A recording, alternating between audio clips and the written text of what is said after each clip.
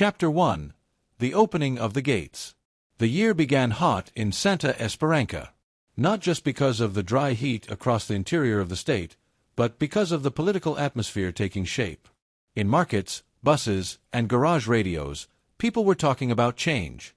And two names dominated every conversation: Helena Vasconcellos and Davi Montenegro. Helena was already known in social movements. A re-elected federal congresswoman and daughter of a union leader killed in a protest in the 90s, her journey was marked by courage and consistency. With simple clothing and a powerful voice, she carried the weight of hope for many who had never been heard. Davi represented the new conservative wave. A former public prosecutor, he gained national attention by exposing corrupt mayors. Calm, articulate, and numbers-driven, he promised a modern, efficient government. His campaign drew in business owners and middle-class voters tired of political scandals. Both announced their candidacies on the same day.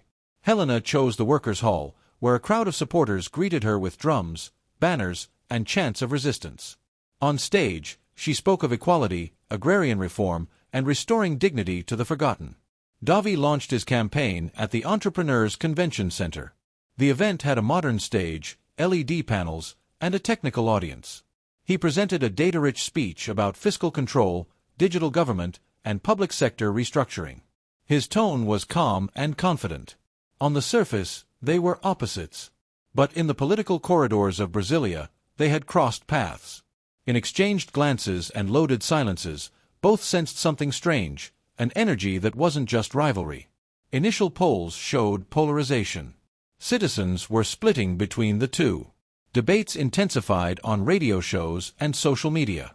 In Helena's campaign, strategist Laura Mendez noticed a spike in online attacks, likely orchestrated by Diego Brandão, Davi's campaign manager known for aggressive tactics and digital manipulation. Diego launched edited clips of Helena's past speeches to weaken her image. Davi, uneasy with the strategy, let it continue. Silence became complicity. The first real confrontation came during a university debate. The auditorium was packed. Helena wore navy blue and held herself firm. Davi, in a light gray suit, exuded calm. The tension was thick. She criticized his privatization proposals. He called her plans unrealistic. After the cameras stopped rolling, they crossed paths backstage. Alone for a few seconds, Helena paused, as if to speak, but walked away. Davi watched her leave, something stuck in his chest. No words were exchanged. But the silence said more than any argument. The next day, newspapers declared, 2 visions, 1 battlefield. But behind the scenes, something deeper had begun. Confusing, unspoken, perhaps dangerous. With the campaign underway, the gates were open. And what entered through them would change not just a state, but 2 lives forever. Chapter 2. Shadows in the Green Hall. The invitation arrived with a national seal stamped on the envelope. It was a call to the National Forum for the Future of the Regions, in Brasilia. A symbolic event, politically strategic, gathering key gubernatorial candidates from across the country. Both Helena Vasconcellos and Davi Montenegro were invited. And they knew being there would shape how they were seen nationally. Helena traveled reluctantly. She saw the forum as yet another political stage where little truth was spoken. Still, she couldn't afford to miss it. She had to show presence, reinforce her platform, and remain relevant in behind-the-scenes negotiations. Davi accepted the invitation immediately. To him, it meant visibility, positioning, and an opportunity to cement his image as a modern, data-driven leader. He prepared visuals, graphs, and traveled confidently with his team, certain he would leave stronger. The event took place in the Green Hall of the Columns Palace, a space known for private political negotiations. With its white marble columns and moss-green curtains, the room exuded cold authority. And that's where the twist happened. Helena and Davi were placed in a private meeting with the Minister of National Integration, together. They sat at opposite ends of a heavy wooden table. The minister spoke about bridging differences and dialogue between visions. The intent was clear: to plant the seed of cooperation or test their resistance. After a while, he stepped out to take a call. Left alone, they didn't speak. But the air between them was dense with unsaid thoughts. Helena gazed out the window. Davi quietly studied her. The tension was no longer just political. Something deeper pulsed between them. When the minister returned, they resumed formal tones. But something had shifted. The next day, the forum opened. Helena spoke first.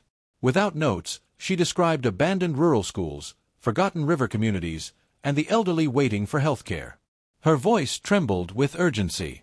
The room listened in reverent silence. Davi followed. His speech began with data and metrics, but then veered unexpectedly. He told the story of a mother losing her home to a court order while her child starved. Without naming Helena, he acknowledged the value of listening to the other side. From the front row, Helena watched.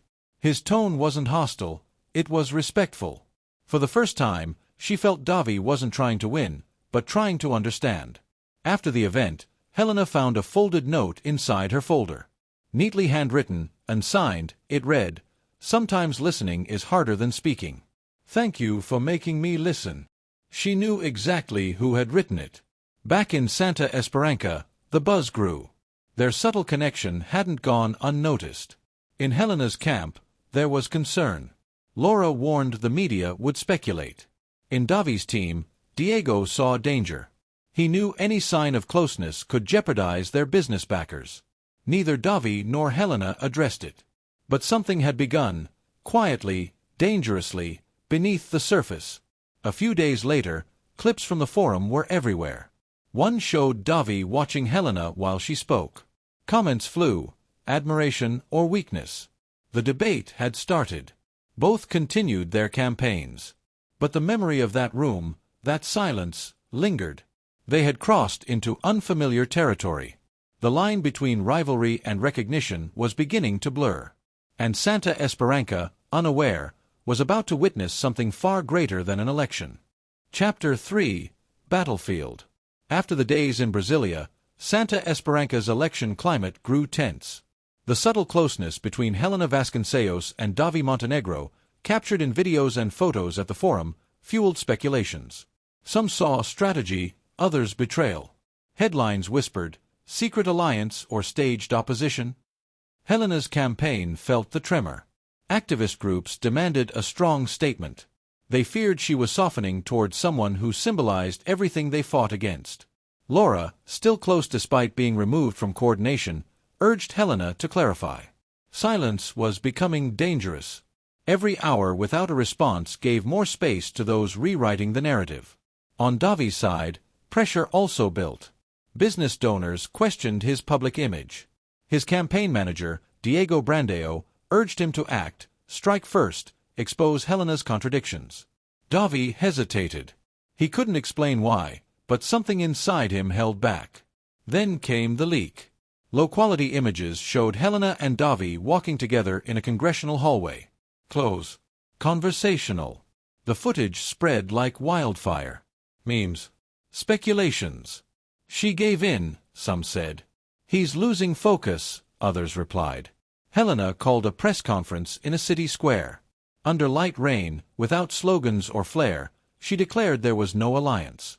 Only institutional respect. Her voice held firm, but her eyes carried exhaustion. Davi released a formal statement. It was technical, cold, distancing himself from any personal association. The statement pleased his supporters but disappointed younger voters who had begun to admire the unexpected bridge forming between him and Helena. And so, the stage was set for the first major televised debate. The theater was packed. National media covered every second. Helena arrived dressed in white, calm but unshakable. Davi entered in a gray suit, steady and prepared. They nodded briefly backstage. Nothing more. The opening questions were about policy. Health, education, public safety. Both responded without attacking each other. But the audience hungered for conflict. Then came the question, what do you say about working with someone whose ideology you oppose?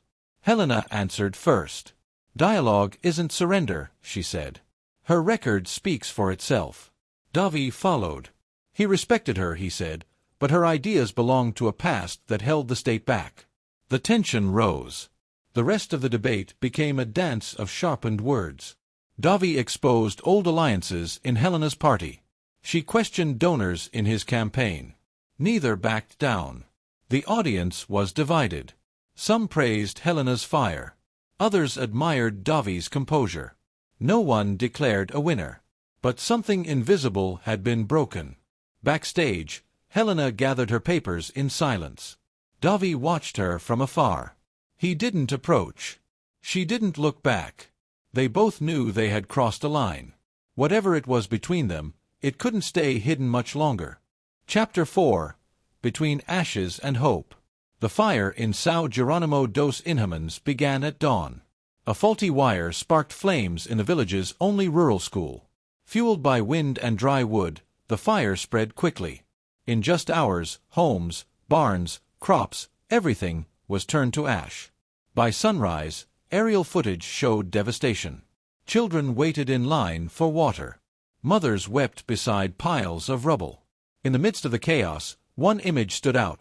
Helena Vasconcellos, in boots and a white shirt, walking through the smoke-stained streets. She had been to São Jerónimo many times. Had spoken to teachers, hugged mothers, promised improvements. When she heard what happened, she didn't hesitate. She got in the car with Laura, leaving behind press advisors and schedules. Some decisions didn't need strategy. They arrived to find ruins. The air thick with burnt wood and despair. Residents cried, clung to her. She listened. She hugged. She knelt beside a woman who'd lost a child. And, for the first time in years, Helena cried in public, not for the cameras, but for the people. Then came another surprise. Trucks arrived carrying water, medicine, food, tents. And from one of them stepped Davi Montenegro. He wore a rolled-up shirt and field boots. Brought doctors, engineers, supplies funded by private partners. His arrival turned heads, including Helena's. They saw each other from afar. No smiles. No nods. But in their silence, something shifted again. Hours passed. Both worked separately. But later, fate placed them together before the charred remains of the school. Helena picked up a scorched children's slate from the ashes. Davi stood beside her. They didn't speak. They didn't move. But the weight in the air said enough. As night fell, tents rose across the village. Most volunteers left. But Helena and Davi stayed. They walked to a clearing where the community once held events. Sat on a stone ledge beneath stars, surrounded by smoke and ghosts. And there they spoke. Helena recalled visiting the village with her father as a child. How he cried seeing a barefoot boy reading from a torn newspaper. That moment defined her path. Davi told of the fire in his neighborhood when he was 12. How he lost a friend. How sirens still haunted his sleep. They spoke of fear. Of anger. Of the weight they both carried. It wasn't politics that connected them in that moment. It was loss. They parted without a word. No promises. No declarations. But they left different. The next day, photos of the two spread. Some praised their unity. Others accused them of exploiting tragedy. Both campaigns scrambled. Laura warned of backlash. Diego was furious. But Helena and Davi already knew. What had sparked between them wasn't a political alliance. It was something real. Human. And it wasn't going away. Chapter 5. Surrounded by Ghosts. The return from São Jerónimo shook both campaigns. Photos of Helena and Davi walking among ruins, standing in silence before the burned school, went viral. The country buzzed. Some called it unity. Others, betrayal. What no one could deny, something had changed. Within Helena's party, unrest spread. Hardcore supporters accused her of weakness, of blurring the lines between her cause and the enemy. They demanded a public statement. Not just about the fire, but about Davi. Laura, unofficially back as an advisor, urged her to speak. The longer she stayed silent, the more others would shape the narrative. Helena listened, but deep down, she was torn. She couldn't deny what she had felt beside the ashes. In Davi's camp, the pressure grew too. Business donors warned of pulling out. His strategist, Diego, insisted he had to sever all ties with Helena. "She's destabilizing your message," he said. Davi disagreed, but said nothing. Then came the threats. Davi was summoned to a private meeting with one of his biggest funders. The man laid documents on the table, suggesting Davi's sister was involved in shady real estate deals. "Walk away from her," the man warned, "or this goes public." Meanwhile, Helena faced a quiet coup. In a closed-door meeting, party leaders moved to replace her communications coordinator. The reason? Her proximity to the opponent. Laura took the news with dignity, hugged Helena, and simply said, "Loyalty has a price." "We knew that." That night, Helena walked alone through the city. She passed the square where she once gave fiery speeches. Past the mural of her father, fist raised, eyes forward. She thought of how far she had come, and how far she might fall. Davi, in his apartment, wrote a letter. Not political. Personal. He thanked Helena for challenging him. Admitted that something about her unsettled him, in the best way. He didn't sign it. He didn't send it. Just folded it and put it away. Their campaigns continued. But the fire between them hadn't gone out. Their speeches became more rigid, as if trying to prove to everyone, and themselves, that nothing had changed. But their eyes betrayed them. Their silences said more than their words. One morning, internal documents leaked. Helena's party had a backup candidate. If she didn't recalibrate, she'd be removed. Around the same time, Davi's campaign received another warning. If he didn't cut ties with Helena, funding would vanish. It wasn't politics anymore. It was war. And still, neither backed down. There was something between them now. A thread neither could name nor sever. And maybe that was what frightened their enemies the most. Chapter 6. Impossible Alliances. The news broke like a thunderclap. Governor Afonso Requayo was at the center of a corruption scandal. The state's Ethics Commission released damning evidence, rigged contracts, fake NGOs, bribery videos. It shook Santa Esperança to its core. The shockwave hit both Helena Vasconcellos and Davi Montenegro. Though uninvolved, they were summoned to testify. Not as suspects, but as political figures expected to speak out. Still, it was a trap. One wrong word could cost them everything. Helena arrived first at the State Assembly. Her gaze was sharp, her voice steady. She condemned the system that protected Requayo for decades and spoke of the people abandoned in exchange for power. Davi followed. His testimony was surgical, dry facts, precise numbers. But there was fire in his tone when he spoke of the rot beneath the surface. He didn't defend anyone. He didn't spare anyone. For the first time, the public saw them not as rivals, but as twin forces against corruption. Some called it destiny. Others, a setup. Then came a bold proposal, a public ethical pact. A joint statement from the state's two leading candidates, vowing to reject dirty money and refuse support from anyone linked to the Requayo machine. Symbolic, risky, and politically explosive. Helena's team was torn. Some warned it would confuse voters.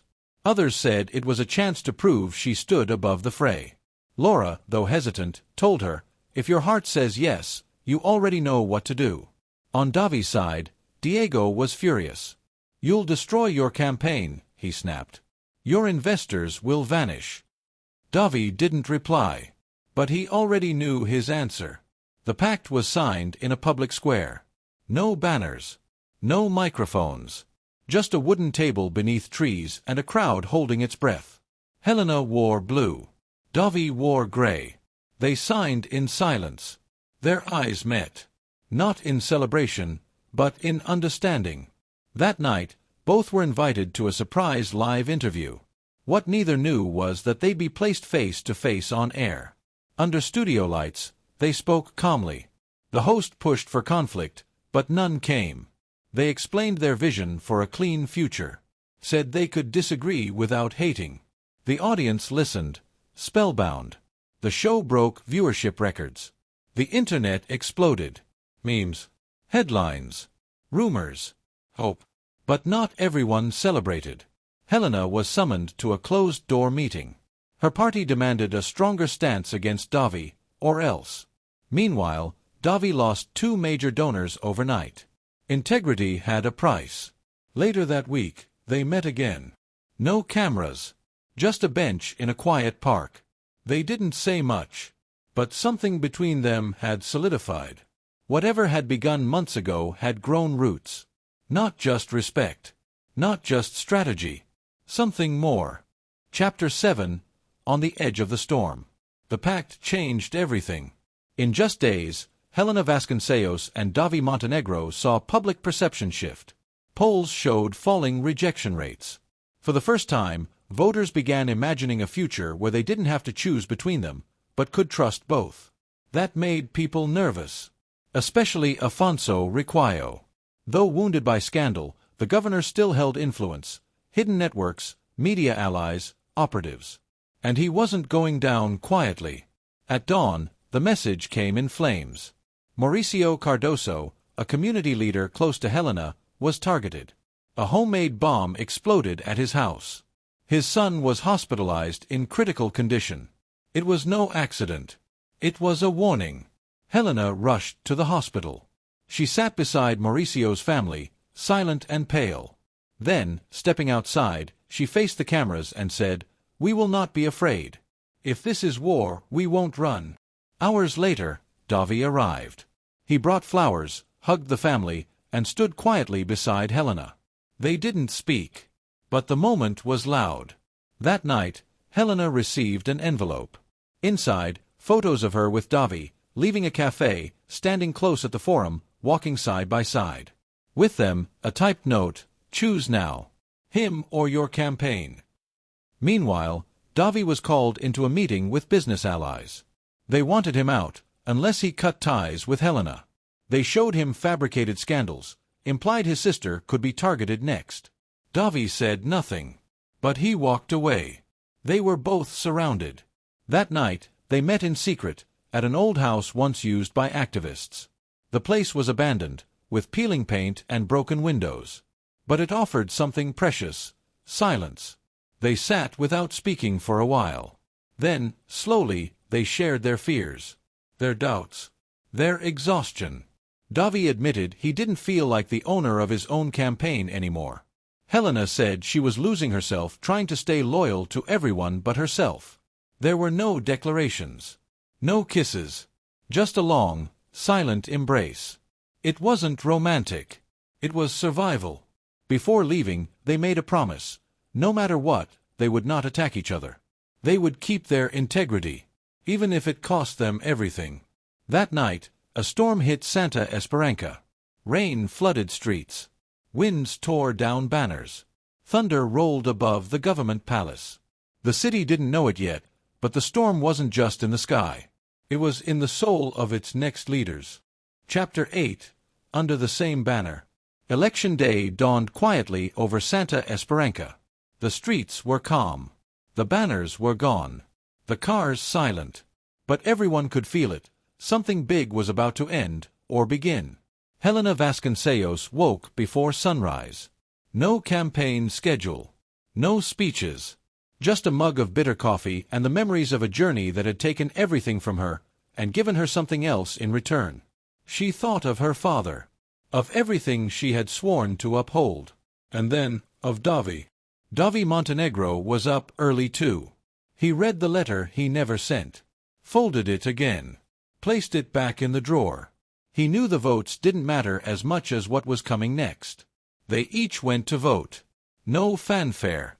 Just quiet nods, cameras flashing, the weight of eyes. Then they vanished from the public. Hours passed. At 5 p.m., just as polls closed, Helena's campaign released a surprise statement. She would speak live. Alone. The press ran. The people tuned in. At the convention center, Helena took the stage. No anthem. No slogan. Just her, in black, behind a microphone. "Today, I withdraw from the race for governor of Santa Esperança." The room froze. She continued. "I believe in this state. In its people. In justice. But sometimes, the most revolutionary act is to step aside. I trust Davi Montenegro to lead. And I ask you to support him." She ended with one sentence that would echo forever. "I'm no longer a candidate, but I will always be hope." Then she left. Out the back door, Davi was waiting. No cameras. No crowd. Just him. They didn't speak. They hugged. And the world changed. That night, Davi won by a landslide, the largest vote count in the state's democratic history. In his victory speech, he said, "This is not my victory. This is the victory of someone who had the courage to give it all up. Helena taught me what politics without fear looks like." He then invited Helena to lead the new State Council for Social Justice, a permanent structure for reform, designed together. She accepted, and so they worked side by side, never confirming a relationship, never denying it. But in every shared glance at a community center, in every silent nod at a town hall, people saw what no words could say. They had chosen each other, not for love alone, but for something bigger. Santa Esperança didn't change because they won. It changed because they decided to win differently. Together. Under the same banner.